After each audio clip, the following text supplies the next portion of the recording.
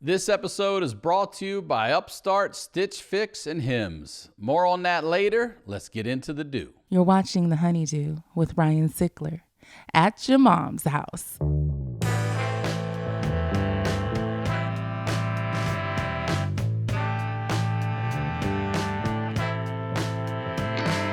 Welcome back to the HoneyDew, y'all. We're doing it over here at Studio Jeans at your mom's house. I'm Ryan Sickler. Ryan Sickler on all social media, ryansickler.com.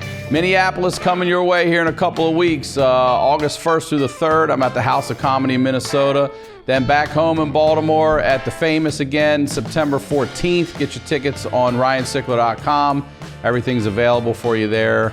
And I just want to say thank you. Every week I say thank you to you. I mean it. I get all the messages. I get everything. And I see you out there building the fan base. I see you subscribing to your mom's house YouTube channel. Make sure you're doing that. But as far as this show goes, look, everything's at thehoneydewpodcast.com. You can get your merch there, sign up for the email list there. All of it's there. Just go there.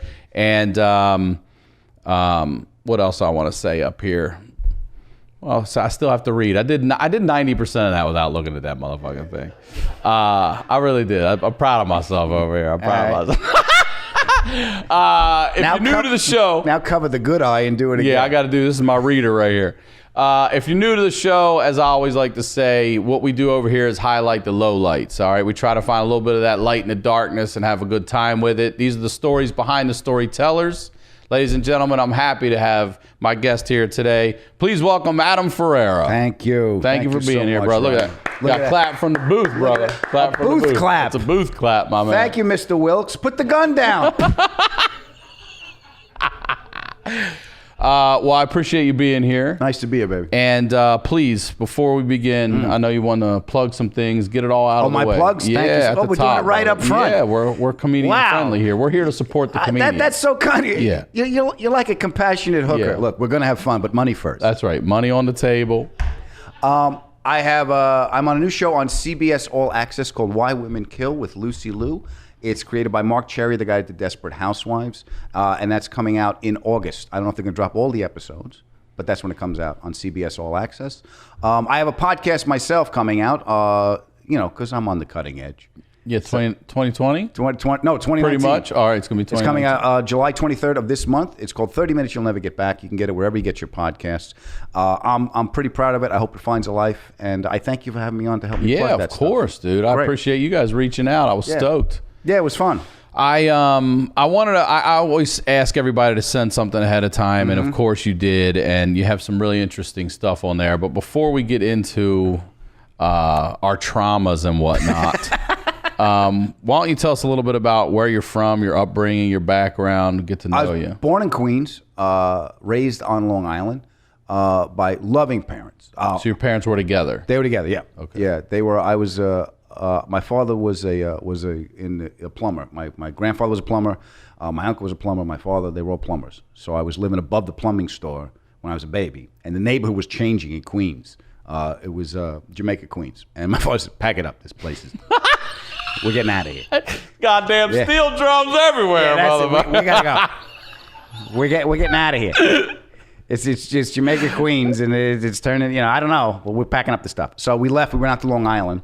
And I was raised on Long Island, but I still... Do you have brothers and sisters? I do. I got two brothers. They're both chefs on Long Island. And I came from pretty working class, blue collar. So, but I never really fit in. It's like my parents, they loved me. I was loved. I was cared for, but they didn't know what to make. You the baby, you said? I'm the oldest. Oh, you're the oldest. I'm the first one, yeah. So, they love me. They even said, like, look, we love you, but fuck. Yeah. What the fuck happened here? What's with the books? So it's like... But the support I got from my family was incredible. But the fact that I didn't fit in really messed with me, because I was trying to fit in. You're talking about within your own family. My own family. Yeah. But there was always that hidden kind of. See, my dad was my hero, and still is to this day. But there's a healthy hero, and there's an abdication of power to the hero that I had to get through.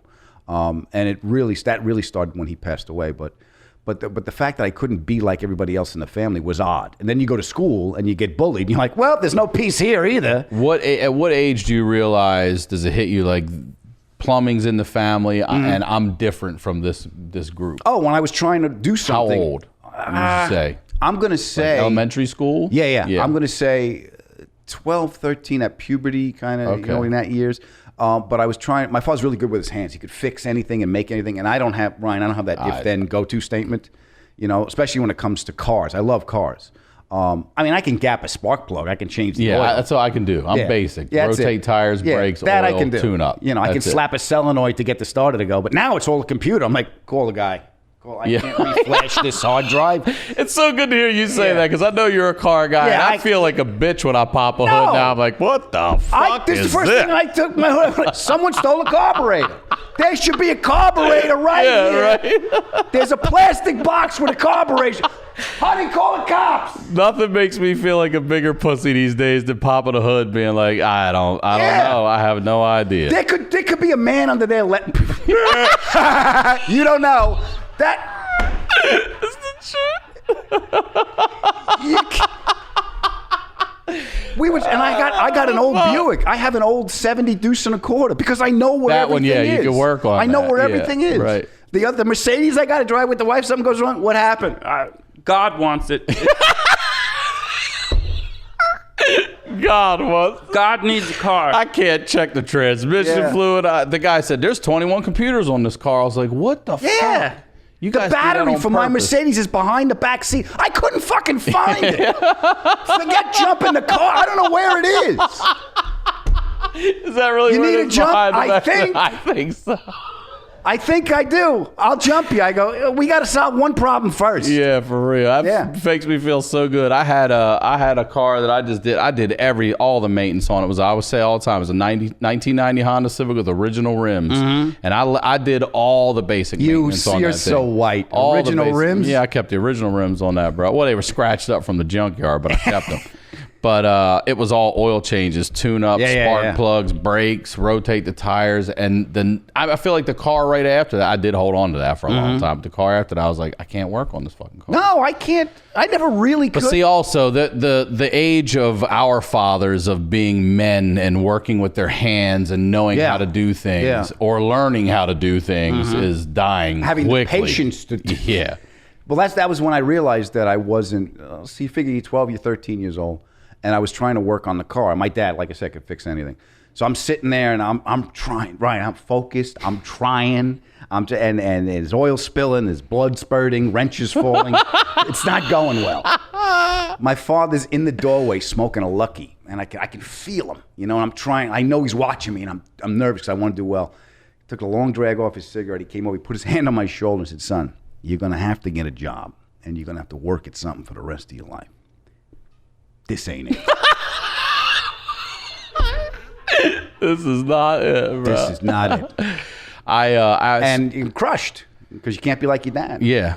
My brother was out there working on a car one time, and he wanted to do the oil. My dad's like, go ahead. It was an older station wagon, Dodge Aspen station wagon. This old Mopar beast. Let it die. And he fills it up. And my dad's like, you put, 4 quarts in there? He's like, yeah. He's like, show me where you did it. Yeah, he put it down the dipstick. Yeah. He's like, you just fucked this whole Yeah, all right. You just fucked this whole car. That's great. You mean it doesn't run on Mop and Glow? We can't put dish detergent? 4 quarts down the motherfucker. You knew it right away. You're like, yeah. Oh, shit. But yeah, so that not being able to be like my dad at a young age was devastating. So you don't fit at home, and then you go to school, and if you get bullied, which I was, you don't fit there. What were they bullying you for? What were they going after you? It was basically just the older kids on the bus, because in my, there's older kids. That's it. That's it. It's your turn in the barrel. You don't really know what you did. You just know, the pack's turning on me. And I think that's where humor became a defense mechanism. So I couldn't physically beat him, but I could outthink him. And I could take the energy that was coming. And I wasn't aware I was doing this. We're not aware of it. We just know we can do it. And it was okay. I can do this. You can hit me all you want. You know, this bruise is going to heal. You're still going to be dumb. Yeah. You know.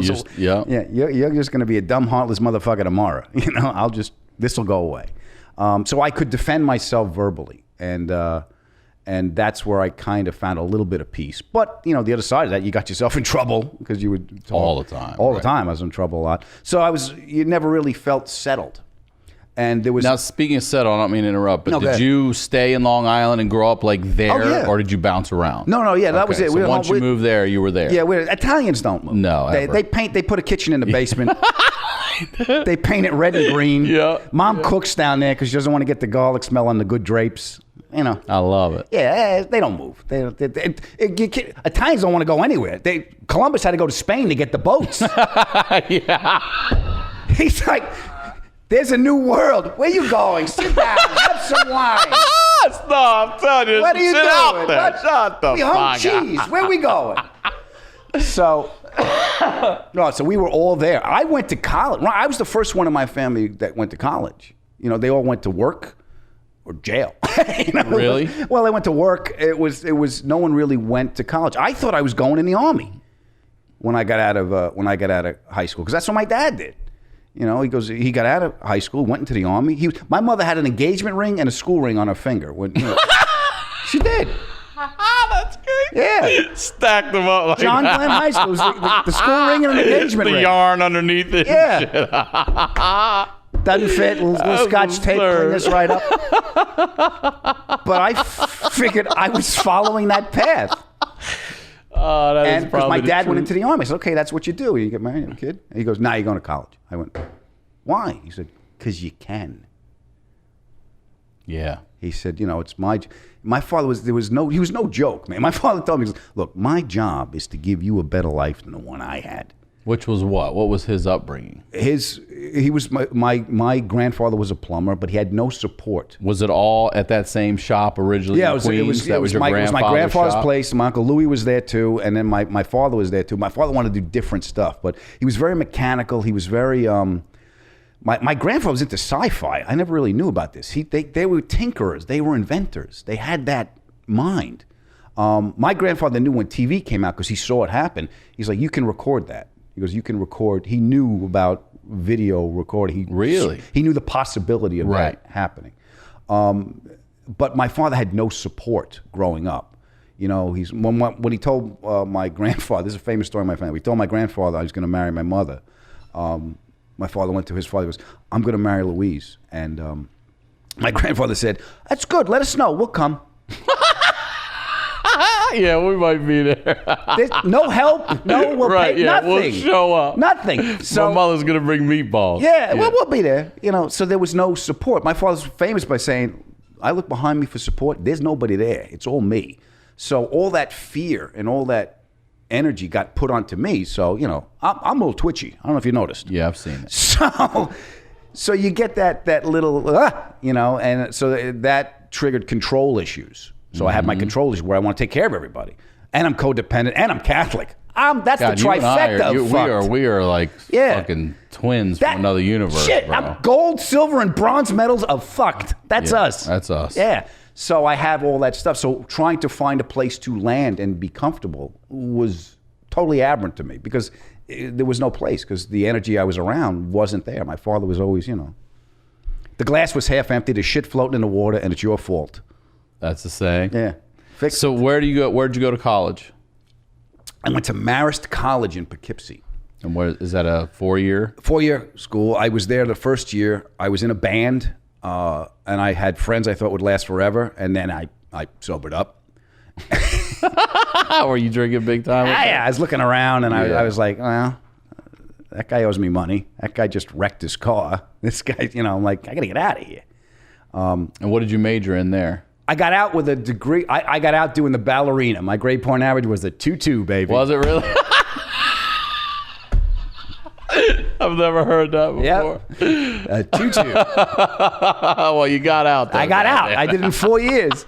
My mother was crying at my graduation. I'm so proud of you. My father's shaking his hand going, you bullshitted your way through this, didn't you? Yeah. I said, hey, walk's as good as a hit. I'm on base. That's right. I'm got a on degree in base. finance. Can't balance my fucking checkbook. Yeah, I came home to work every weekend because it was a 2-hour drive from my house. So the first year, I had a great time.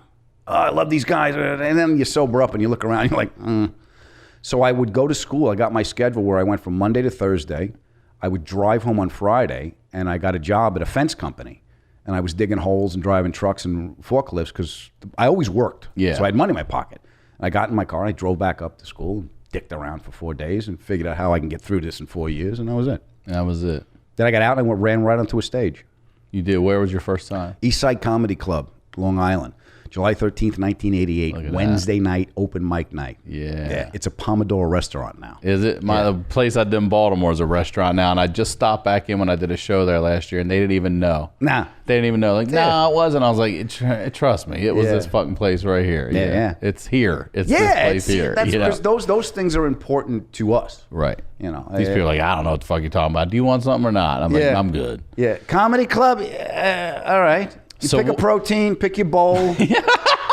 What toppings do you want? You can tell me quinoa or seaweed. Yeah. Tell me a joke on the way out.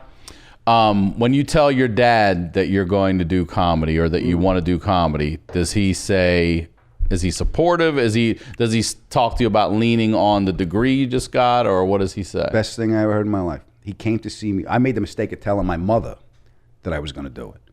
And my mother is the original Twitter. She tells everybody. Yeah, everybody. It goes through all the neighborhood. They all come out in the neighborhood because everyone knew I was funny, and I didn't know about. Here's the other thing about being bullied and being in schools. I was never aware of my value.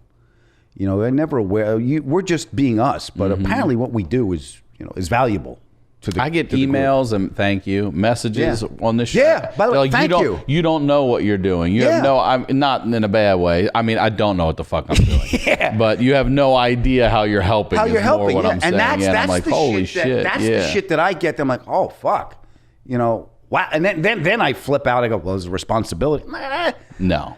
Just be the best you can in that moment, and the rest of the shit's gonna happen. Be the best you wherever you are. But knowing that, you know, here's the thing. I think we come to that conclusion at this point in our lives, but we're too fucking tired to do anything about it. Yeah, I'm tired. Yeah, that's it. I'm tired. Like, listen, I'm so glad I can help, but I'm not bending. The knees are gone. I'll have a kid. I'll help from here, but I can't move anything for you. It's like the earthquake hit the other day. I was in front of the sink. I'm like, great. Now I got fucking balance issues. I got to deal with this shit now. Do you want to feel? And then I looked up and I saw the chandelier. Go, oh, thank God, it's just an earthquake. Oh, just an earthquake. Just a 7-1. Thank God. I grabbed my daughter and I went old school and I said, just hang on, let's just stand here for a second. But I got her in a door frame, and it's going. Yeah, the 7-1. Shit, yeah. She's like, my teacher said we should get under a table, and I was like, yeah, they've updated some earthquake shit since I remember a massive one. Yeah, but it never seemed to get worse. It stayed steady. But it was roller. It was a long roller. It was a long. I was like this. I was sitting there, right, and I looked over at my wife, and she didn't feel it yet. I'm like, all right, maybe she won't get activated. Maybe this will be. Maybe this will end before it activates the wife. And all of a sudden, I went, uh-oh, red alert. She's up. Dude. Right? So we went out the doorway, and she goes, then she sat to me, and she looks to me, because, I'm the man.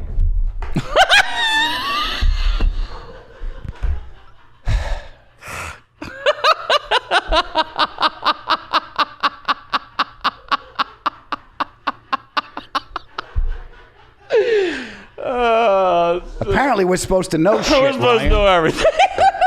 So she goes like this. She goes, what's our plan in an earthquake? I said, take my hand. This is our plan.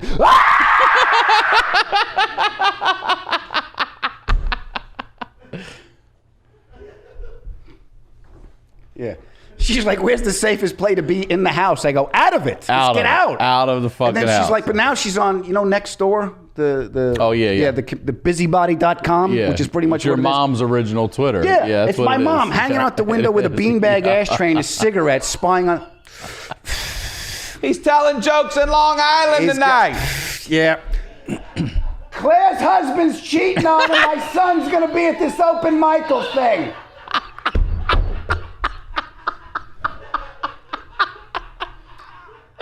That is for real, dude. Yeah. That is for real.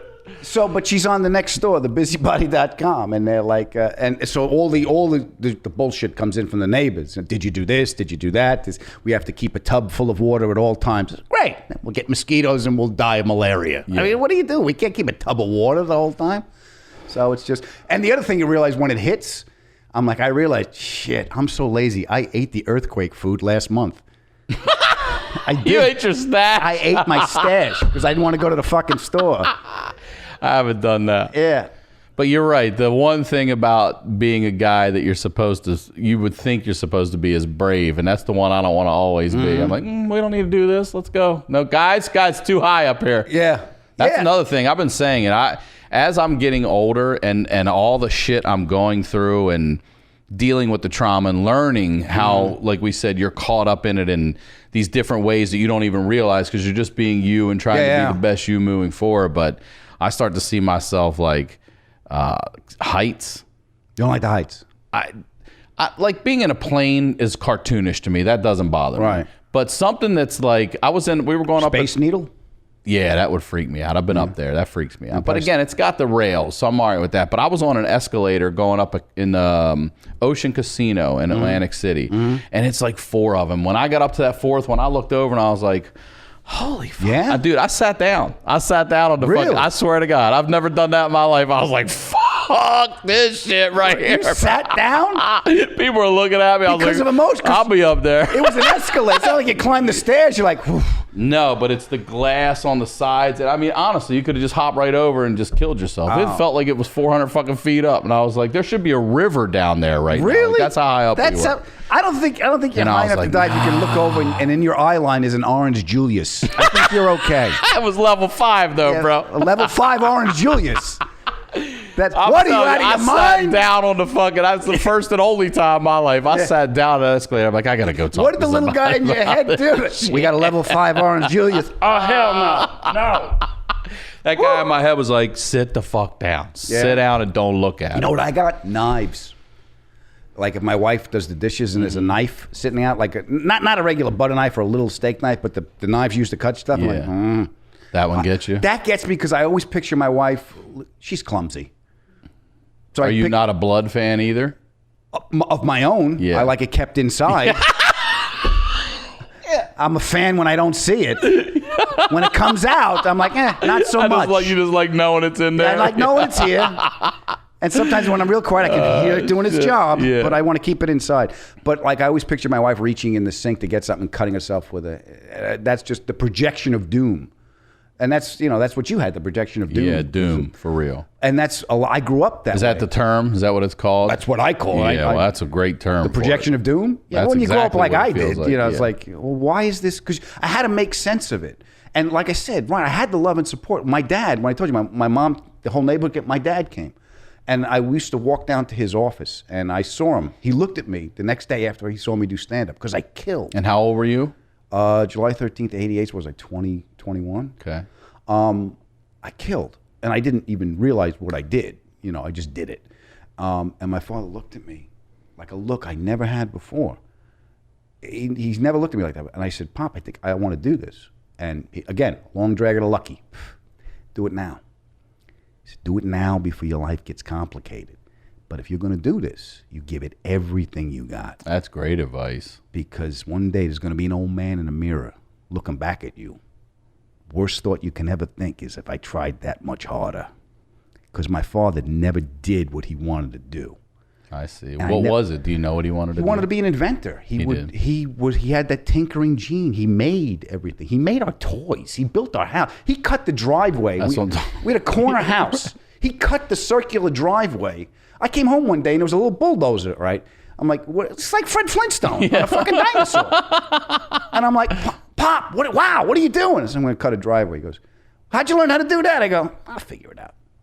He started up a fucking bulldozer. He graded it. He cut it. He did it. There was no fear of I can't, what if. Right. He rented a fucking bulldozer and cut the driveway because he wanted a circular driveway. You know why? He fought with my mother for years. We're building a circular driveway when we build the house. Why, Joe? Because I don't want to back up. That was it. Not because somebody will block him in. I don't like to back up. Why is there a bulldozer here? Pop don't like to back up.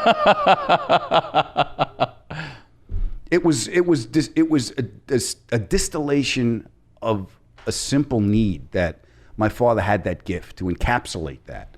And I don't have it I can't, but I can do it with words and I can do it with feelings and I can do it with a joke. It's like I can't fix my life, right? But I can fix a joke. That's why I'm a confessional comic. I'm a student of the human condition. I'm not a sociological. I'm not a critic of society. I talk about what's going on in here. Because if I don't talk about it, who will? Yeah, right. Who the fuck will? Yeah, fuck. I got to find some peace. I've suffered from my art, and now it's your turn. Exactly. But yeah, so I got that love and support. I always got the love and support from my family. I never got the "What are you doing? You're crazy." Their fear was projected on me about you have to be okay. My mother would say, "I'm cold. Put on a coat." That was the fear that was always projected on you, and so I have it's ingrained in me, and a lot of it is projecting future doom because they're like in the mental guard tower all the time. They can't really relax, and you can't be in the present moment like that, and your life just slips away if you don't make an attempt to at least do that. At least for me, it does. And now we're going to take a quick break to hear from our first sponsor, Hims. And I'm talking to you guys out there, all right? I know a lot of you are sexually active and sexual performance issues are more common than you think. Over 25% of new ED cases are guys under 40. Guys, I'm talking to you. All right, 40% of men by age 40 are struggle from not being able to get and maintain an erection. All right, the solution is Hims.com. It's a one-stop shop for hair loss, skincare, sexual wellness, all for men. There's no waiting room, so there's no awkward in-person doctor visit. There's no line. You can save a lot of time just by going to forhims.com. All right, being your best means performing your best. Try Hims for a month today. It's $5. All right, that's the deal we got for you. We'll get you started for just $5 while supplies last. That's a cup of coffee. See the website for details and safety information. That is important. This would normally cost you hundreds of dollars if you went to the doctor or a pharmacy. But go to forhims.com/honeydew. That's forhims. That's forhims.com/honeydew. Forhims.com/honeydew. Our next sponsor is Upstart, and as most of you have found out the hard way, myself included, getting into debt is easy and getting out is hard, especially if your FICO score isn't great. Thankfully now there's Upstart.com, the revolutionary lending platform that knows you're more than just your credit score and offers smarter interest rates to help you pay off high-interest credit card debt. If I would have had Upstart, I'm telling you right now, I wouldn't have been 40 grand in debt, living off credit cards through college and the early parts of life. I wish I had something like this back then. It would have been much faster getting my credit back to a reasonable score and getting out of debt quicker and cheaper. Upstart goes beyond the traditional FICO score when assessing your credit worthiness. They actually reward you based on your education and job history in the form of a smarter interest rate. Upstart believes you're more than just your credit score. They believe in you, and they understand that. They make it fast, they make it simple, they make it easy to check your rate in just a few minutes without affecting your credit score. The best part, once the loan is approved, most people get their funds the very next business day. That's the next day. Over 200,000 people have used Upstart to pay off credit cards, student loans, fund their wedding, or to make a large purchase. Free yourself from the burden of high-interest credit card debt by consolidating everything into one monthly payment with Upstart. See why Upstart is ranked #1 in their category with over 300 businesses on Trustpilot, and hurry to upstart.com/honeydew to find out how low your Upstart rate is. All right, check your rate only takes a few minutes and it will not affect your credit. That's upstart.com/honeydew. Our next sponsor is Stitch Fix. All right, so if you would describe your look in one word, whether it's casual, sophisticated, playful, sporty, well, however you dress, Stitch Fix has the expert personal stylist that can help you look your best. Stitch Fix is an online personal styling service that delivers your favorite clothing brands right to your door. I use Stitch Fix. I went in, they set me up. I said, hey, go in and really use the account. So I did.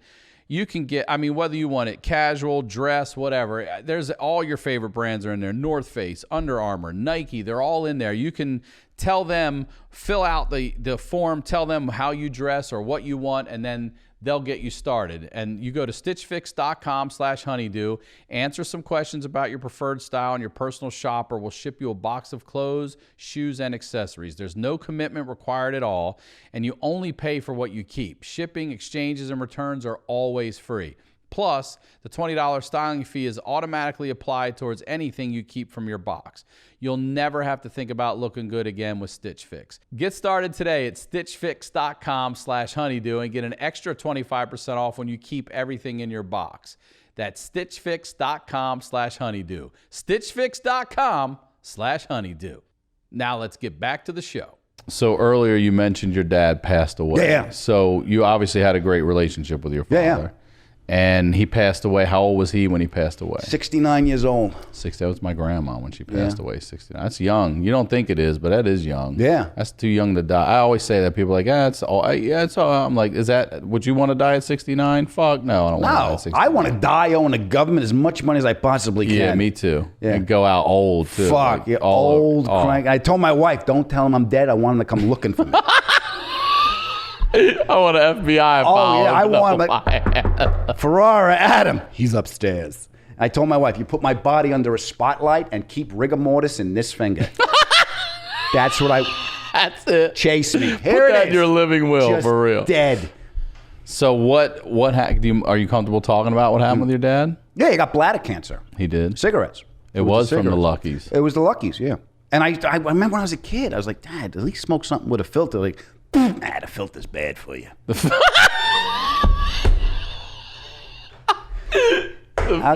The filter's bad for you. Did he ever stop? Was he always smoking right up to the time he got at 40 it? years old because I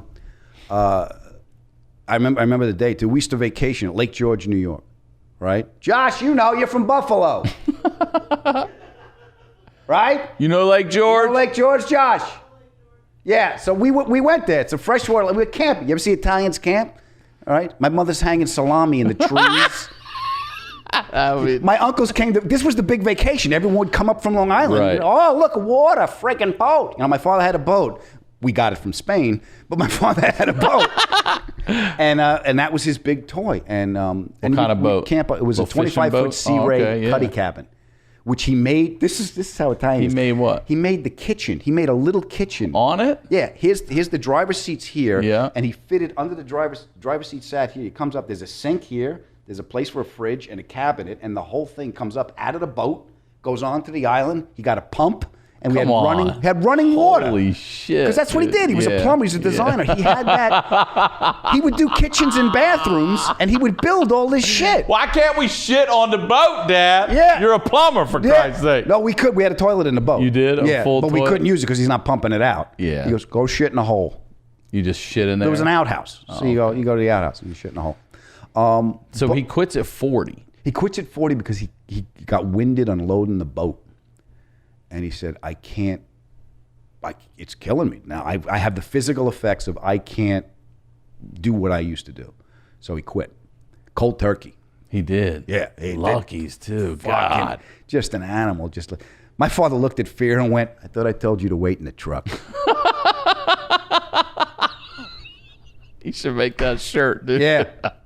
Yeah, it's like I saw it. I saw it happen. I saw his command of his space was amazing.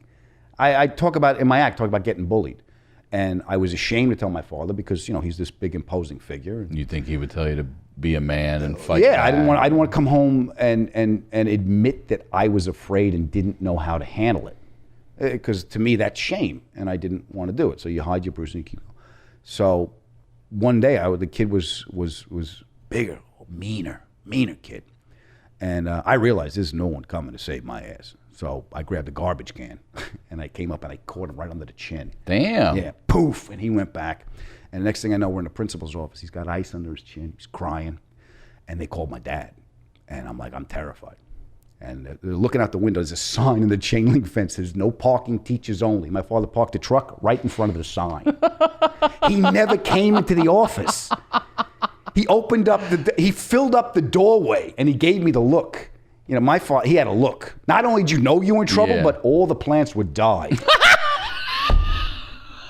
Should just drop it. When he summoned that energy, he gave me that look at the beach once, and the tide went out.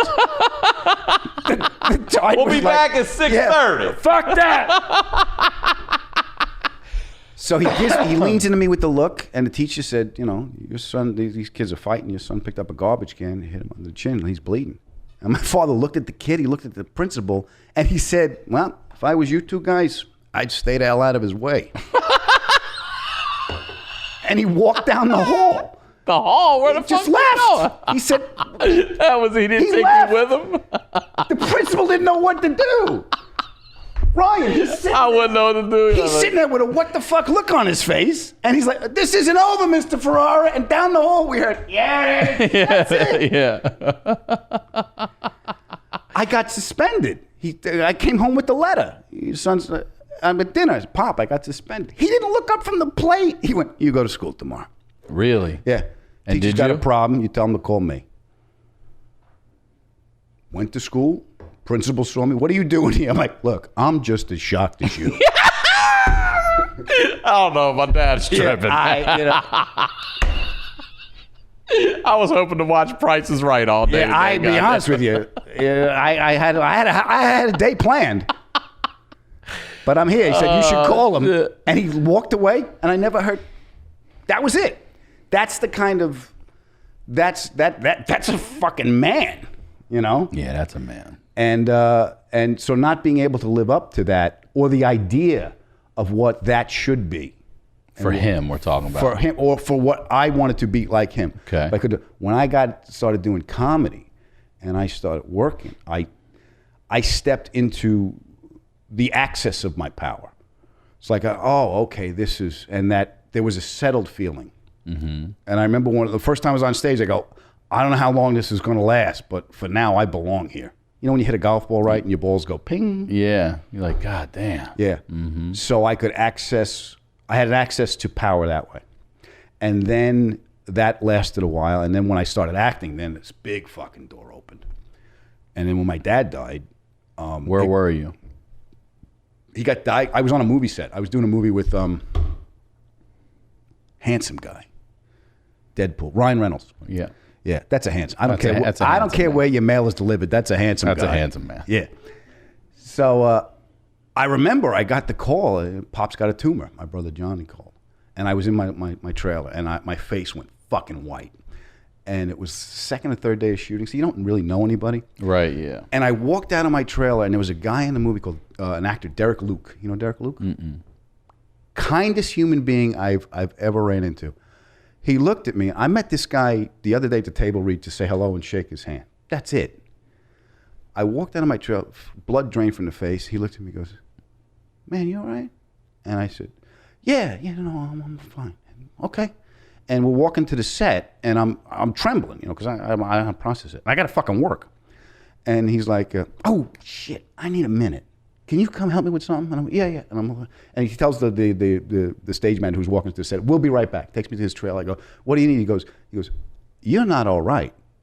He goes, and he took the heat because we're going to be late for the set. He goes, what happens? They just called. My dad has got a tumor, and I don't know what to do.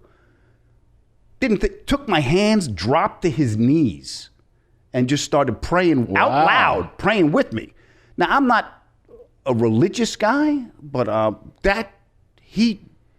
boom. Yeah. Just took over the situation, do what he knew how to do, Help. That's how he knew how to help. and just the immediacy of his action and the kindness and the openness of his heart. Just, I never forgot that. That's awesome. And that was just, I was like, fuck. That's so when things get dark, I hang on to moments like that. Yeah. And my dad telling me, do it now. And there's a support Yeah. system. And I didn't even know this guy. And I ran into him once after the movie was over. That's it. And I just said hello to him. We were some press thing, and it was this. Never forgot it. Wow. Yeah. So, did you finish the movie and get to go back in time to be with your dad? You That got was to the say beginning goodbye? of the. That was the beginning of him dying. You get about 3 years. Okay, 3 years. When I talk to people about. Some people don't. I just had a friend that was. Yeah. They thought he had 6 months to a year, Yeah. and he was gone in 2 months. Yeah. And everyone was like, "What the fuck just happened?" Yeah, you see, we get about 3. You get about 3 years. When the people I was talking to, And it was rough because he did the chemo, he did the whole thing. But I wrote, and when you're saying how we help, I wrote a bit about my dad going to chemo. It's on one of my specials. It's on YouTube. It's called The Chemo Bit. And I got so many emails and stuff about the bit. And I got a call from, it got licensed by Professor Eddie Freefeld at Yale Drama and NYU. He called up and said, I want to license that bit to use it as a teaching tool because the emotion goes down and comes up again. And I just wrote it for me to get it out. And he goes, how much? I went, free, take it, go. It's got a bigger life, I'm like, wow. So I was very pleased that could help somebody. Yeah. So what was the final time like? I mean, did you get to go back often? Were you having a juggle work? I was or did living you just take off? No, I was living there. I was still living in New York because I was shooting. We finished the movie. He got diagnosed, and I was shooting Rescue Me at the time. So I was living in New York, and my parents were on Long Island. So I would go out every weekend. And I remember I got my rent-a-car bill, which was through the roof, because I would just get a car and I'd just drive out the weekend, and I would spend every weekend, with my dad and my mom. So I was there for the whole ride, and it's heartbreaking, but the moments were so fucking. There was a lot of fucking funny moments. Yeah. He's in this little condo, right? They sold the house. He's in the condo, and he's got this chair, the wheelchair, because he couldn't get around at the end. He's got an oxygen tank underneath it. Chemo's kicking the shit out of him.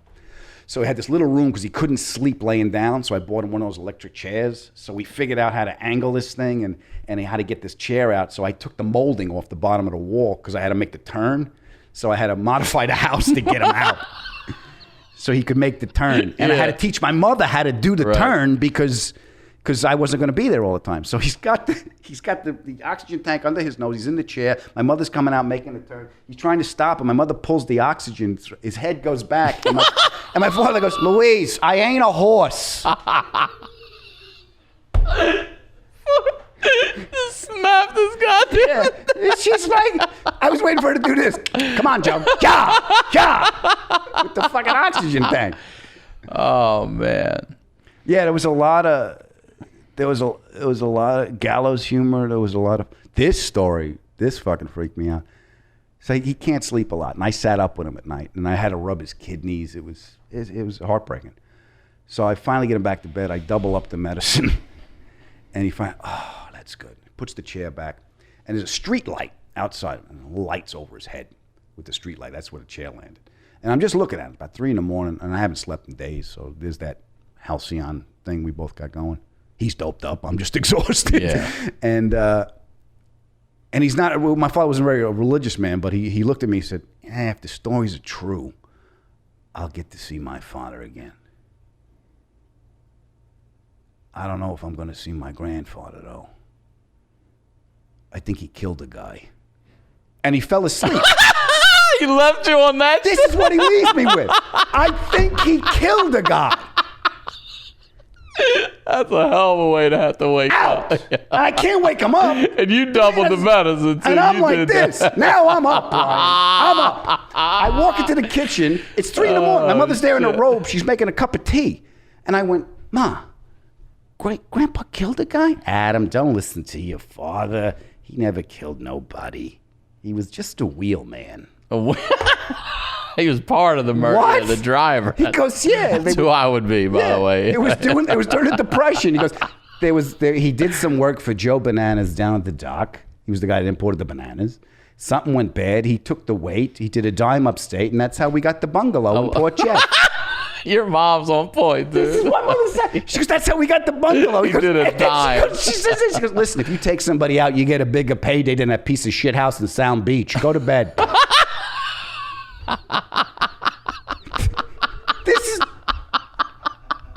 This is the shit that came out. That's probably all true too. You definitely get a bigger payday than that. Yeah. So, but I grew up in a crime family without the money, power, or influence. But, but it was that's in my head. That's pretty much. You know what? My emotional state growing up was, remember the Goodfellas when Ray Liotta's doing the coke? I hear helicopters. Dude. There's helicopters. One of my favorite movies. Yeah. But that's the emotional state you grow up in. Yeah. Or I did anyway. So what what did you notice? What happened after your father passed? Mm-hmm. What were the traumas that were triggered, and what started happening to you that you had to go deal with? Well, first, it's it brought back a lot. And again, this is all in hindsight, right? Because we don't know we're going through No, this you have shit. no fucking idea until idea. you finally something hits you and you go, I need to get this shit checked, and then you start realizing. And then, but the initial thing was, all right, I got to take care of the family because I was, and a lot of friction in the family because I was trying to handle everything. And I was here. I was in New York back and forth, but I was on the road. Your brothers are chefs where? Are they in New York? They're home. They're on Long Island. But I was on the road. So I wasn't really around. So I would check in with the family, come to again, and I didn't realize the state of everything. So I had to go in and I'm gonna do this for my mother. I'm gonna do this, blah blah. Blah. You do the whole thing, and we go to his wake. Right, my mother's crying. She's picking out the coffin. I want this. Oh, he would have liked that. Most expensive shit you can pick out. Right. Okay, Ma. We walk my brother John. He's a big boy. My brother Johnny. So it's just me and him sitting there. He leans into the funeral director. He's like, I see this number here, but I need you to sharpen your pencil. See what you can do. I love those old times. This is He's trying to wheel a deal on a coffin, for Christ's sake. the guy's face goes white. Sharpen my pencil. Yeah, I see what you. And he goes, excuse me, I gotta go to the bathroom. I lean. I go, you're leaning on a funeral director? The fuck are you doing? I said. I go, what the fuck are you doing? He's like, what? Dana, what are you kidding me? You think these flowers, they've only been a one? Come on. He's convinced. Yeah. Did the guy come off it? I don't even know. No, he probably tried to sell you another fucking coffin. I just threw him the money. I didn't give a shit at that point. So, but yeah. I need you to sharpen your I need you to sharpen your pencil. And he said it in such a threatening tone. I went like this. I went, are you? What the fuck? But do you know what I appreciate about that? Most people, I would say, are at their worst at that moment, and they prey on you. Oh, they yeah. prey on you with these airtight coffins and all this bullshit. Listen, I don't know if you know about the bugs. Yeah, What? exactly. Yeah. And they're like, oh, yeah. But your brother leaning back that guy wasn't used to that shit. No. He's like, what the fuck? No, everyone comes in crying. And And you got him. How much? Yeah. Pay him, Fred. We'll put it on the credit card. Yeah. No. So you take care of that. So the first mode I went into was just survival mode, care for everybody, and then realizing I was trying to be like him and trying to control the situation because that was the big thing. My father would control everything. That was the role that he played in the family, and everyone else played the role along with him. So there's a certain abdication of power. You need Pop's permission to do this shit. It's not spoken. It's non-spoken communication. But even like when you said, when I want to be a comic, I got by him saying, do it now, and pushing me in a way that gave me permission to do it. Because he could have crushed it right there. Right. Because I wasn't aware that I needed that permission. And him dying was a long journey of me looking for that permission and realizing that, fuck, I got the permission. I don't need to fucking ask anymore. And then once you have that realization, not being angry. Empowerment isn't fuck you. And that was a big thing I had to learn. Yeah. Because usually in my neighborhood, it's fuck you. Yeah. Revenge. Fuck you. Vendetta. Oh, yeah, God. Sure. Yeah. I should drive a pickup truck to carry the grudge just to make it fucking easy. You kidding? So putting that shit down and knowing how to do it without fuck you, because it was all anger. Empowerment was anger in my family. Yeah. It was, and those the guys on the street you saw. Freddie, you won't see him no more, walking straight. Right. Why do you limp? Wow. So that was a big thing, not yelling and taking the tools that I had growing up and getting married. When I got married, I didn't think there was anything wrong with me. And then, one day my wife had a list. As they do. As they do. But I realized that this isn't working. She was crying one day. I was yelling. She was crying. I said, yeah, I'm not letting this asshole into my house anymore. So that was a big thing too. I couldn't be a better man with the tools I had. Mm-hmm. So I had to look at what I was doing. First, said. I had to figure out how I want to be a better man, but the way I know to do it isn't working. So I got to let go of that. Yeah. So the first thing for me was figuring out where I want to go and what I want, and then looking at what's in my way that I'm creating. You know, and I was trying to be my dad. And when people didn't play the roles that they were supposed to play because I was playing that role, I got pissed off. And I'm like, oh, you know. And the fact that I took on a lot of his fear when he said there's nobody behind me. So especially in this business, you know. Oh, dude. We don't know if we're going to fucking work again. No. I'm starting a podcast soon. It could go to shit. We were talking off the. It could go to shit. It could all go to shit. Everything could go to shit. There's no you know. There's no. So I had to get past the fact. It's a trust issue too. My wife was like, "You need to trust." I go, "In this world, are you fucking crazy?" You know. It's funny. I had somebody, and this is the last 2 years, tell me. They're like, "You're not jealous," and I said, "No, I'm not jealous at all." And she goes, "But you're suspicious," and I was like. I go, that's it. Yeah. 40 fucking plus years. Yeah. And somebody just said it to me and I go, that's it. I'm never fucking jealous. I'm just always like, I don't know about that. You want some coffee? Why? What's in it? Yeah, right. I'm always suspicious. Yeah. I'm suspicious of everything. I really am. Like, I don't know. You want to get over here and get these free shirts? I'm like, I don't know about that shit. Jesus said he was coming back. Yeah, he didn't say when. That's right. I'm suspicious of that motherfucker. Yeah, okay. That's it for me. I'm very suspicious all the time. It's trust issues. Yes. Of course. It's huge. There's no trust. Yeah. I can't. Kindness is greeted with suspicion. That's right. I actually have that line somewhere in some fucking thing because it is, and it's a defense mechanism.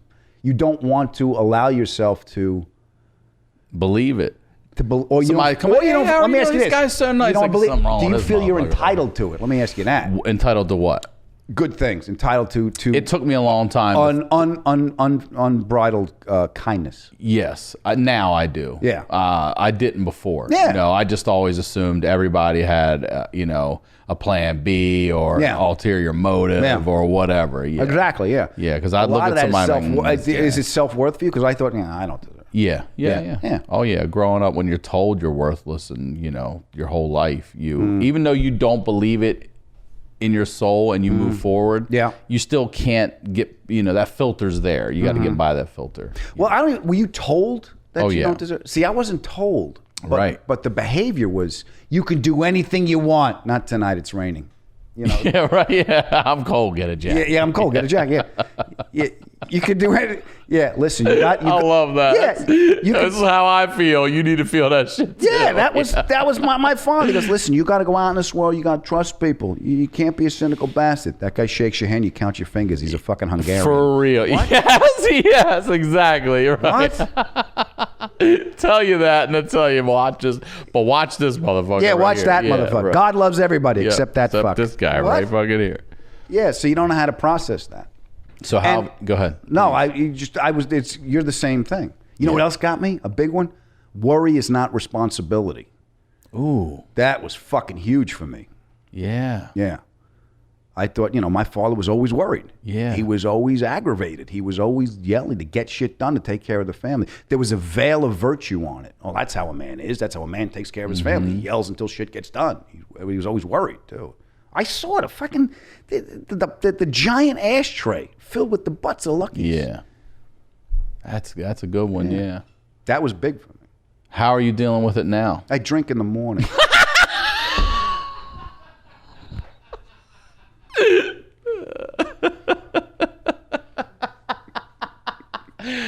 Oh man, I write about it. You do? You journal? Yeah, a lot of stuff. And I write. Do you put a lot of this into your material? Are you able to yet? Oh yeah. Oh yeah. That's the only. Like I said, I can't fix my life, but I can fix the joke. Like I can get to what I want to get to by making that joke work. And a lot of times I'll start with an idea, and I'm at the point now where I can see where it's going to take me. I'm like, oh, that's what it wants to be. Yeah. And I think not lack of control, but letting back from the control and getting myself to let it breathe. A lot of things I got wrong growing up was this. Yeah. Yeah. And a lot of early part of my career was control and getting. I'm shifting now in my life. And that was one reason I wanted to start the podcast. I figured out what I wanted to say. I figured out what I wanted to do with it. Because this is great. I mean, you found this. And Segarra's is great, and Rogan's is good. I mean, I look at this, I'm like, oh, I can't, And I just didn't want to be running around with a recorder in the back of a green room, talking to other comics. Right. Going, You're fucked up too? Yeah. Because people do that, and they do it better than I could. So, but at this point in my life, I'm trying to shift from getting something to being something, and letting go of that control. I'm like, okay, That's so hard. that's hard, Yeah, but it that's is. kind of interesting.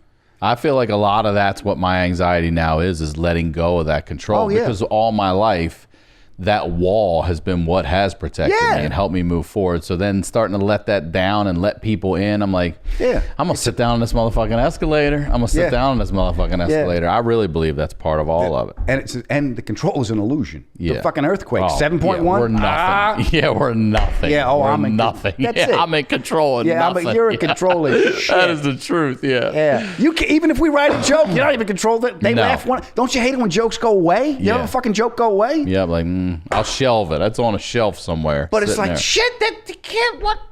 I'm not doing anything different. It's, they're like fruit. You have any of those moments where something about your dad will just catch you? Like, for me, it's been, like I said, it's coming up on 30 years, and it doesn't matter. I'll be at the grocery store and the frozen fucking food, and the song will come on. I'm like, God damn. Oh, You know, yeah. to just get you. Oh yeah. You're like, I wasn't expecting. Cats in the cradle. You Yeah. motherfucker. I'm in the lead pocket section right now. Can you just like, God damn. Sir, are you okay? Yeah, I'm Just I'm crying. lactose intolerant. I can't Crying enjoy over dairy like everybody else. Yeah. Cats in the cradle. That one will kill you. Then there was a Dan Fogelberg one. A carpenter's son. There's a fucking Yeah, Dan Fogelberg right. song. I forget what it was. I punched the shit. It was recently too. I punched the shit out of a headline of a rent-a-car. Just Why? don't know. Don't Just know. thinking about something shit? happened. Yeah. I think it was my. Those I think triggers. somebody. I know. Somebody cut me off, and I yelled, and it was my father's voice coming out of my mouth, and I think I wasn't. I think it turned into anger because it was pain. But I wasn't in a position, I was driving and I had to get to work. I wasn't in a position to allow myself to let the pain out through sadness. I just had to put the energy out through something. Yeah. So, I'll punch something. Yeah, a rental car. Because I'm a healthy man. Yeah, it's a rental car though. Yeah. So And I took the insurance. Yeah, you get that Fuck insurance. You Dad. fucked I miss Daddy. You just crushed the fucking dome light. shattering the windows out. Yeah. I caught the dome light. Yeah. It was bad. But yeah, you don't know you're going through it. You have no idea. I mean, you're going through something, but you have no idea what it's doing until you can really get on the other side and look back and be like, all right, I'm still fucked up, but I got a window into this. Let's fucking climb back through. That's the thing. You got to want to climb back through that window and go back inside and refigure it all out again. That's what's tough. Most people don't want to do that. Yeah, change not is hard. Change is hard, but it's necessary. But it's also hard to look in a mirror and be like, I'm fucked up. Mm-hmm. I've got the same advice I would give to my friend that went through this is hard to give to yourself and listen, Yeah, well, it's hard. Like, I can help other people, but I look in the mirror and I try to give myself the advice, and the guy in the mirror is like, you're so full of shit. Yeah. Because you don't believe it. It's like, your wife will tell you something. I don't hear it. Someone else will say something. I come home, same thing she was saying. Oh, now I get it. It's the delivery system of the message. But yeah, and I want to change because I figured out a long time ago, life is pretty much looking at me like, it's not me, it's you. Yeah, that's the truth. I've been here before you showed up. I'll be here after you're gone. You're gone. Yeah, long after, yeah. You can stay off the escalator, make everything you must need is going to be on the ground floor, or you can figure out how to go up to your Orange Julius. Yep, I'm going to get that orange motherfucking Julius. I promise you that. But that's also what helped me was, again, looking at where I want to is the clarity of the intention. If you're angry, so why? Right. And what do I want to get? I want to be a better man. And I want to be a better man for my wife because I just don't. I mean, my wife's stunning. And I look at her and I'm like, how long am I going to get away with this shit? Yeah. Sometimes I look at it when I get worried. When I really get worried, That's suspicion right there. How long am I going to get away with it? Stunning. And I mean, and a beautiful person. And she's a beam of light, Ryan. She's gorgeous, my wife. And I look at her and I'm like, God's not going to let her starve. I'll be all right. I'll just keep taking care of her. Yeah. So it's like the flowers. I can water it. I can give it sunlight. It's going to grow on its own. But I got to get that trust of. It's like I said, even this creative endeavor of starting my podcast, it's got to grow on its own. Yeah, it All I does. can do is just spend time in the garden. So what did that do with your relationship with your mom? Did you grow closer? Did you feel like you needed to be there more for her? How did that play out? Yeah, that was because my mom was. I don't think she's really processed her grief as she's learned how to live with it. Because so much of her identity, and a lot of this is Yeah, identity. you said it goes back to high school, right? Yeah. They were married longer than they weren't. Right. Yeah. You don't have that anymore. Right. Everything, that was it. And my father knew how to deal with her crazy, and my mother knew how to deal with his crazy. So now it's just crazy. And I try to play the role of how I saw my father communicate with my mother. I tried, and it doesn't work. It doesn't work. It doesn't, I can't, and I have to realize she's in her isolation, and I can't make her process the grief. She's got to want to or not. She started knitting. Afghans. I have more Afghans than Kabul.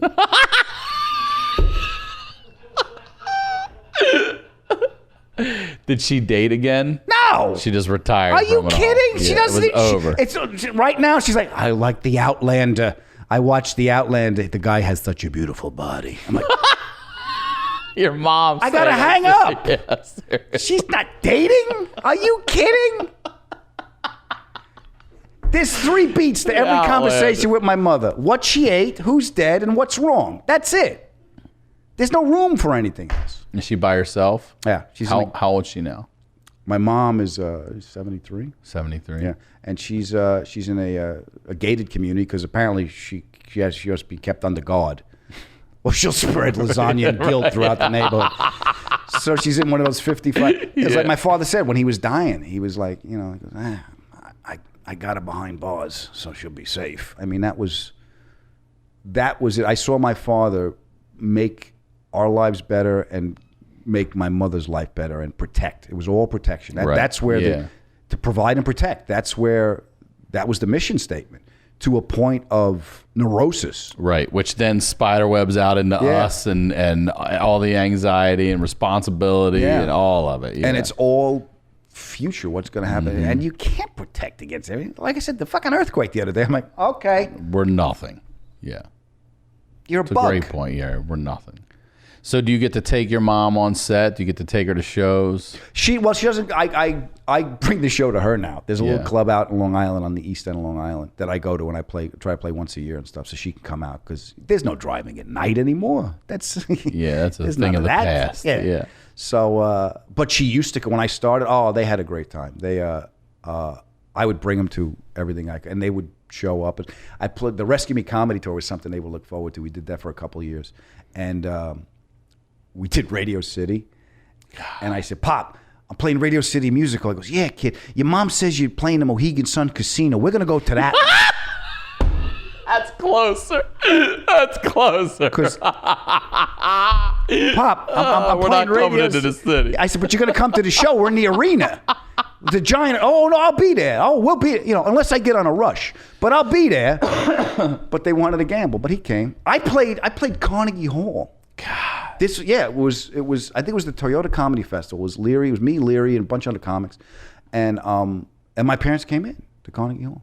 And I got a standing up. I just hit That's it right. fantastic. It was Carnegie Hall, and I walked off stage, and Leary came out because he was hosting it, and we were doing Rescue Me or The Job. It was one of those shows. And Leary was like, he just went, standing ovation, Carnegie Hall. Your mom and dad are here. They're right out there. Your boy made it. And I put my hands up, and the place erupted. The light came around. Oh, wow. I was like, it was surreal. Yeah. We go backstage. My mother's this big. My mother goes back and looks at Leary, and she goes like this, don't you ever do that again. I don't want the spotlight on me. If I wanted to be, I would have been on stage. Was I on stage? No, I was in the audience because I didn't want to be seen. She's yelling it, and Leary's like this, like his mother's like, I'm sorry. Like it's his mom. Yeah. Like he felt guilty. I see the guilt when he goes, I thought I was doing something. I'm sorry. I'll real, stop wow. smoking. Is that okay? Why would you think you're doing something wrong there? Yeah. That was it. But yeah, so I would bring them to other stuff. I got nominated for remember the American Comedy Awards? Yeah. I got nominated a couple of times. So I'd fly them out for that. So I flew my parents out with my tuxedo and everything. And we're on the red carpet, and I'm doing an interview on the red carpet. So it's me, the lady interviewed me, and the publicist with my family and my girlfriend at the time. So I'm sitting there, and it's an honor to be nominated. What the hell I'm saying? My mother comes over, no clue. That's an interview. Puts me on the show. Adam, oh, hello. We're going to go in because I have to pee. So we're going to go in. The publicist lady said she'll meet us. So we'll see you at the seat. Joe, come on, Joe. She leaves. My father walks in like this. Look at all these freaking people. Just walk right through the set. And you're right on camera. And they sat down. Yeah. They just, that was that part of their life. They weren't impressed with anything. There's a video on YouTube about my parents. I interviewed them before I died. And it's how I remember my parents. They're sitting there. My father was a big man. My mother was little. And they're holding hands and yelling at each other. Well, I interviewed about Letterman. She's like, we go in to see Adam. I couldn't believe I was there. I couldn't believe I was in the show. And he wasn't on. Whatever happened. He got bumpered or something. Bumpered. So I'm like, what the frig happened? And Adam said they ran out of time. And I told him, I said, well, we're here. We'll wait. Let's do this. I'm not coming back. I'm not coming back. She didn't understand. And my father was sitting there, goes, I remember it was cold. And I thought Letterman, like, you have people over, this is your place and it's cold? Is this the way you treat people coming to your friggin' house? They keep those studios cold as shit. And he goes, you know what about Letterman? He goes, I never liked him. I never thought he was funny. And when he bumped my son, he really sucked. Bumpered.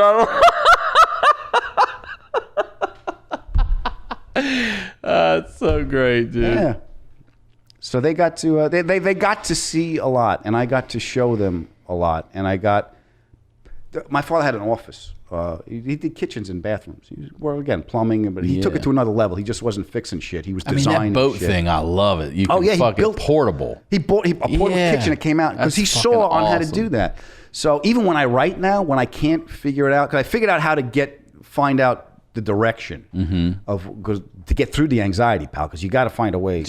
So I actually got this from my dad. I think I stole when he passed away. I took all his drawings, all his mechanical drawings, and I framed them because he would have like the working stuff, cool, and then he would put like what it looked like. So it was like art to me. So I framed them. I put them on the wall, and when I need to figure something out, I get a big piece of drafting paper. I stole his pad, so that's the parchment. Right. Yeah. And I sit down with a pencil, and I just put the ideas down. And I try and connect them the way he would. And I got a T-square, and I do the whole thing. It's just the process of trying to put the thought together. That's how you write your jokes? That's how I figure out the structure of stuff. Then once I got the structure, I'm like, that's what that's about. And then it comes from that. It goes on to a legal pad. And then on a legal pad, the worst part is when it's got to go into the computer because now it's work. Right. This is art to me. Right, Now yes. It's work. Yeah. And then I listen to it. Then it becomes an audio file, and then I'll just drive around and listen because I process by listening. Me too, yeah. So that's... I got that from my dad, and it's a warm feeling. You know what? He used to draw with a pencil. So the scratching of a pencil, that sound is comforting to me. Yeah. That was my dad working. The sound of a dishwasher is comforting to me, because that was my mom. The dishes were on, the kitchen was clean. She's finished a little bit of wine, and now she's going to read me a story, or things are done. So it's weird when you said, do something trigger it. That's what triggers it for me. And do you have kids? Do you want kids? I don't want to lose my figure. No.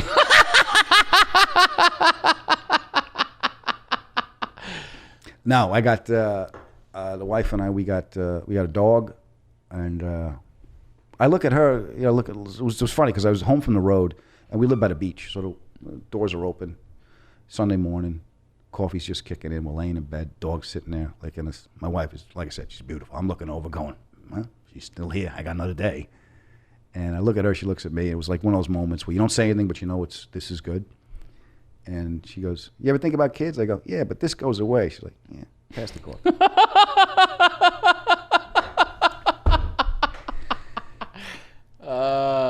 So. Are you an uncle? Yeah. I got two god kids, gorgeous. Sophia and Joseph. My brother Johnny's got two kids. And to watch them grow up and to watch my brother deal with, and to watch that, not that boundary, but that definition of who he is pretty good, because all the shit we do as kids, go, you have a kid. I see my brother going, this don't get, it's my kids. That line doesn't get crossed. Right. And there's a certain kind of, You know, I need to be free. I need to be this. You have to be kind of free in harness, if that makes sense. You got to know, like, here's where I can. Here's the boundaries, so I can fly all I want in here. That's but right. That don't happen, and that don't happen. That's it. Which is, I need that. Yeah. That's the structure I was talking about. Me too. Here's the box you're allowed to be creative in right here. Do whatever the fuck you want in there. Yeah. But I'm not going to go do this. I'm not going to do. It's like my marriage. I know guys that I can't live with the guilt. No, it would eat me up. I couldn't. Why are you crazy? I would tell on myself so fast. I would come home from the road. How was the road? Sit down. Oh God. What? Yeah, I couldn't do it either. It's just she's so, like I said. Oh, okay. I have to change to make her life better. Yeah. Yeah. So, and you got the same thing. Yep. It's killing both of us. It's killing me. Yeah. And what's killing you about it? It's the worry. Well, yeah, worry's a big part of it for sure. It is, and also just. It's like, man, I've been through all this shit. I'm in a good space, and now there's some new shit. But there's always going to be new shit. That's the thing. It's like, God damn, here comes the new shit. How did you get through the old shit? Well, the old shit, death and all that stuff honestly with humor. Yeah. But with a lot of rage, like you said, a lot of anger. A lot of shit. A lot of frustration, a lot of, I hurt a lot of people. I got hurt a lot, that whole thing. You don't know. And hopefully you're ever evolving and you can start, minimizing the mistakes and the repeats.